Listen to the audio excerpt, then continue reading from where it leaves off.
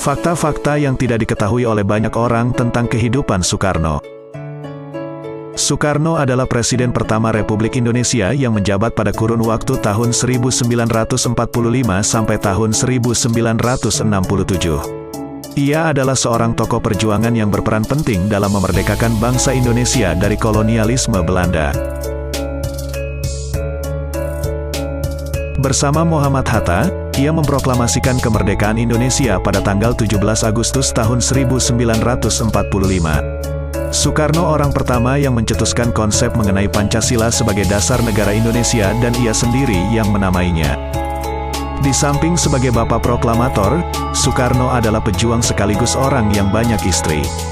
Jumlah istri yang diketahui dari pertama sampai terakhir menjabat sebagai bapak presiden terhitung 10 kali pernikahan. Yang pertama, sebagai istri pertama Soekarno adalah Utari pada tahun 1921 sampai tahun 1923.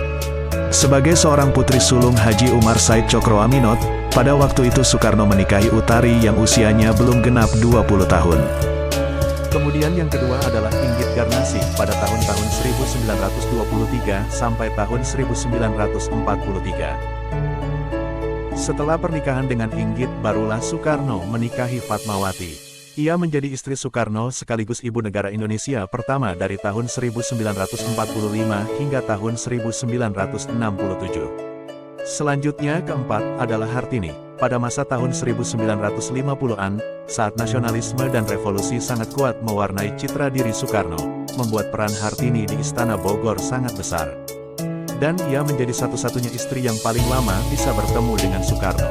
Meski demikian dekat, Soekarno masih menikahi Kartini Manopo, Saliku Maesaro, Ratna Sari Dewi, Haryati, dan Yurike Sanger pada tahun 1964 sebagai istri ke-9.